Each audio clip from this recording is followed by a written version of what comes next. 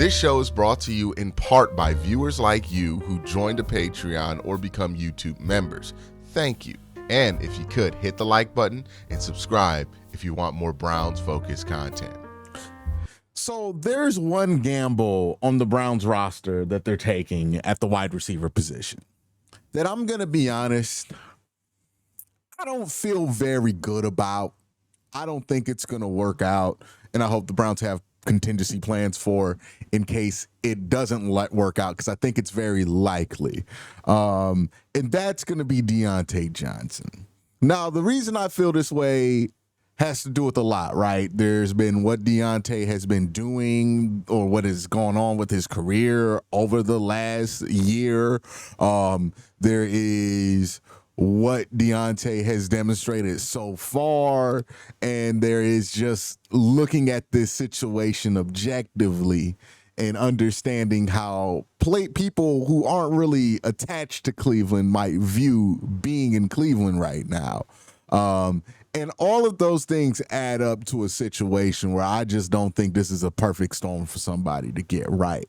The Browns are trying to hit a Jerry Jeudy type redemption with Dionte Johnson. And I understand why this is such an appealing thing for the Cleveland Browns. I mean, I think anybody can understand why this is appealing to the Cleveland Browns. This is a guy who was former All-Pro.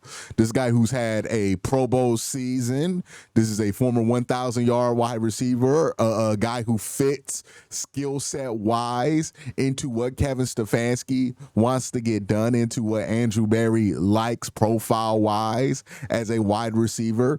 To the Browns front office, I think they see this as the exact same thing that they did with Jerry Jeudy and it worked out. The exact same thing they tried to do with Elijah Moore. And I think this is kind of the Elijah Moore replacement, or the hopeful Elijah Moore replacement, which is a guy that they thought highly of in the draft. For whatever reason, it didn't work out for that team, and they're going to give this guy a shot to be able to make it work. I just don't know if Cleveland is going to be the right opportunity for Dionte Johnson, or if this is going to be the right time. Now, to be fair, before I present my argument for why I don't think it's going to work out, I will be charitable enough to present why people think it's going to work out. One, the main argument I hear, and the most compelling argument I hear, is that Dionte Johnson has no choice but to figure it out this year. He mentioned himself, he didn't get any calls before Cleveland came calling this offseason. He is on what feels like, or has to feel like if you're Dionte Johnson, his last chance, his last opportunity. Also, Cleveland has a spot available at wide receiver outside of Jerry Jeudy and maybe Cedric Tillman. There's a lot of room to be had in this wide receiver room. And all of that adds up to what people feel like is a storm suitable enough for Dionte Johnson to become the starting quarterback. I am lost.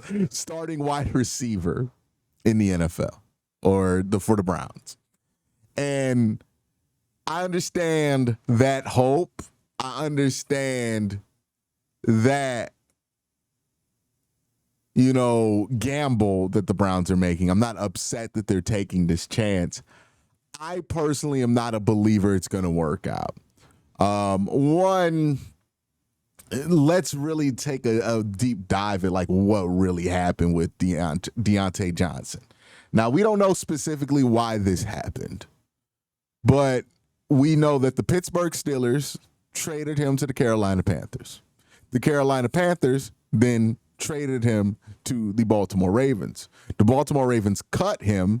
The Texans picked him up. The Ravens picked him up after that and then cut him again.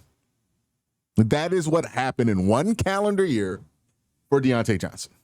Now, I think it is interesting, and it does say something, that Pittsburgh ultimately was way more comfortable sticking it out with George Pickens, who is a player that they clearly had a desire to move on from, they were more willing to deal with George than they were with Dionte. Now, that might be shocking to us because we only see what happens on the field when we talk about these football players. We only see what happens that's in our view. But Pittsburgh, who has access to everything, said, hey, before we do anything, we got to get rid of this dude.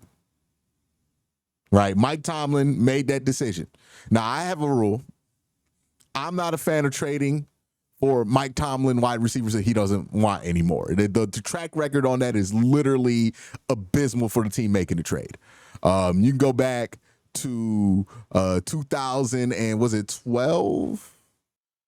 You go back, look at Martavius Bryant. That didn't work out for the Raiders. You can go back, Antonio Brown, again, another trade that did not work for the Raiders. Chase Claypool, Dionte Johnson is obviously the subject of this video, but also somebody who has been traded for. My point being is that we can talk all kind of smack about Pittsburgh and their proclivity to drafting wide receivers that have clear issues or having something develop with these wide receivers that causes clear issues down the line. Like there's been too many to count of Steeler wide receivers that they've had to trade mainly because of behavior issues. Like so many have popped up over the last 10 years. We can talk smack on that all we want, but Pittsburgh has also demonstrated that they know when to pull the ripcord on these guys. And when they pull the ripcord on these guys, there's usually not a lot of good football left for whatever reason, right? There's a good reason, what I'm saying, on why Pittsburgh pulls the ripcord here. And they pulled the ripcord on Dionte Johnson last year. And Deonte's year kind of spiraled because of that. Now, what's more concerning to me is the second trade, right? Pittsburgh trades him. That's never a good sign. What's really not a good sign is what happened with Carolina. When Carolina got him, they were desperate for wide receivers. He actually had a couple of good games for the Carolina Panthers, and the Carolina Panthers shipped him to the Baltimore Ravens for pennies on the dollar, or at least what it looked like. It was a absolute here, take 'em deal. A deal that signifies from the outside looking in, again, we weren't there, but from the outside looking in, it certainly feels like it was a deal made because they just thought this guy was toxic to the building. Now, what is it that he was doing in that building that people find toxic? I am not 100% sure. I don't want to speculate specifically on what he was doing because I don't know. But from watching a lot of football, from listening to a lot of football players and coaches talk about what can and cannot go down in a locker room, my best guess is that this had something to do with insubordination.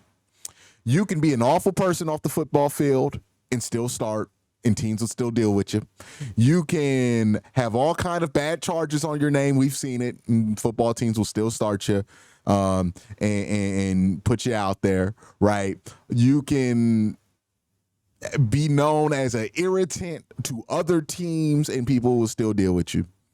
The one thing that NFL front offices and coaches and locker rooms have no tolerance for is insubordination. Right? You want to look at guys who actually got blackballed from the league, it's usually because of insubordination.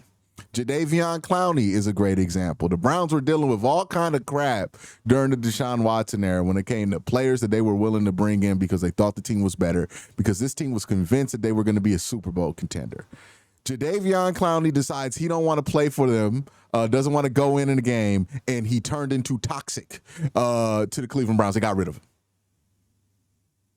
Insubordination is 100% the biggest crime you could commit in an NFL setting, right, as far as they're concerned. And that is the only thing I can think of from the outside looking in that makes me feel like that's what happened with him, is that he was insubordinate for whatever reason, right? And it's concerning because he got released in a similar fashion from Baltimore after he got traded twice in like 3 months. So there was no lesson learned from when he got traded from Pittsburgh to Carolina. And then he gets traded from Carolina to Baltimore and also demonstrates that he learned no lessons during that time. Goes to Houston and gets cut in a similar fashion in Houston, demonstrating that he might have not learned the same lesson. And now he's in Cleveland. And the one thing I'm not super encouraged about is this guy who needs to go out and prove that he, we can feel how we feel about it, because I don't feel great about a player being treated like this because they were insubordinate. But that's how the NFL works. And he has to prove to these guys that he's going to be able to go with the plan. He's not going to just kind of go rogue whenever he wants. And the first thing he does is not show up the voluntary minicamp. Now, I've made this point before. Voluntary minicamp is voluntary minicamp. And for a lot of players, it does not matter if they show up the voluntary minicamp. Specifically, defensive ends, offensive linemen, running backs. I care very little about what happens in OTAs amongst those position groups. I care very little about who shows up because you're doing nothing in those practices. I've always contended that wide receivers and quarterbacks should show up to OTAs, whether they're mandatory or not, because that extra work does kind of translate, right? You want to get that chemistry. You want to work on that kind of stuff. So, like, he plays a position where you want to show up for OTAs, and he didn't show up. And he's in a spot where he should show up to OTAs. Like, he's not guaranteed a roster spot. The Browns don't owe him anything, and he's been cut more than like any other player in the league in the last 365 days. It's not even hyperbole. You should really be at OTAs. Like, you are one of those people who needs to be at OTAs, and him not showing up gives me the fear that he doesn't understand his situation. He might acknowledge it verbally and say, hey, nobody else called me. This is my last shot. But I know from experience, because I'm hard-headed, and I've been hard-headed in my youth, especially when I was his age, that you can acknowledge something verbally and still not do anything about fixing it. And yeah, he's acknowledging that he has one last shot, but nothing about how he's operating shows me that this is somebody who realizes that this is his last shot and he's got to get it fixed. I just don't think he's at the right point of life right now to understand how much he's actually messing up. And that's unfortunate. Happens to a lot of us, right? Got an amazing opportunity, have something right in front of you, but you're just not at the point of life. You're just not at the point of maturity yet where you can realize what's in front of you and how you're going to mess that up. That's tough, but that's life. And when I look at this Dionte Johnson situation, I just don't think that this is the moment he's going to figure it out. I hope I'm wrong.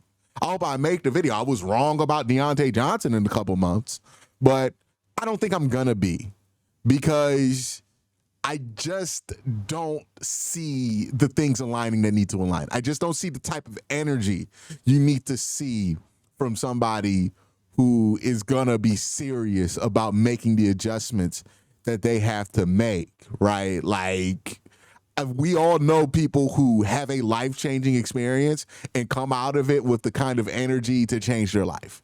We've all seen somebody, whether it be a cousin, auntie, nephew, uncle, right? Some father, like it might be somebody in your immediate family. We've all witnessed somebody get that jump, whether it be they had a kid or they had a life-changing experience, something along those lines. And you can see the energy in somebody almost immediately of like, hey, they realize they need to get this together. Do you get that when you watch Dionte Johnson not show up to OTAs? Do you get that when you hear him talk? I'm not getting that. And I'm not close to him. I'm not going to act like I'm in this man's life like I know everything. It might be the case, right? Somebody in his family might be seeing that to him right now, and I might be really wrong about what I'm saying. And I'm willing to accept that that's a possibility. I'm just saying from the outside looking in, from where I'm sitting, I don't think it's going to happen. Another reason I think it's going to be tough for this to happen is we got to be honest about what the likely perception of being a Cleveland Brown is for Dionte Johnson, and why that's not something that's going to really help him get to that place, right? A lot of people, they get an opportunity to change their life. They get a golden opportunity and they decide they're going to change things right there because they can't pass up something so pristine. I bet Dionte looks at being on the Cleveland Browns, just being honest about it. And we got to just be honest about it. I love the Browns as much as anybody, but I can't imagine Dionte Johnson looks at being on the Browns as anything but a confirmation that this is a low point for him. And it's not something that necessarily motivates him, right? And let's be honest, he had a chance to be on 2 teams in the playoffs last year and somehow fumbled both of those opportunities 3 times. I don't think Cleveland is going to be the place where he gets it right. This is not a Jerry Jeudy situation where it was clear Jerry Jeudy was in a toxic environment and just needed to be removed. This is not that. This is a situation where it appears that the environment is always toxic around Dionte, and it might just be Dionte. And that's a lot different than what Jerry Jeudy was dealing with. That's a lot different than any other situation that we want to kind of impart on this. We'll see. I will always root for people to grow and change as time goes on. But if I don't see the signs that somebody's putting into work to make that change, I'm not going to blindly believe that it's happening. I think that's foolish, right? And we'll see. Maybe we get to training camp and I feel differently about this. But if I'm being honest about how I feel about it June 24th, I'm not confident Dionte gonna figure this one out in time to really make an impact for the Cleveland Browns. I can see very easily how he could view this as such a demotion that it just furthers whatever he's going through instead of aids it, to get into a better spot. But we'll see. Hopefully I'm wrong, but this is my 2 cents on that whole thing. Let me know what you think. Do you think Dionte Johnson is going to figure it out in Cleveland? Do you think this is the right opportunity for him? If you disagree with me, please let me know why in the comment section below. Y'all have a great day. Have an even better night. Peace.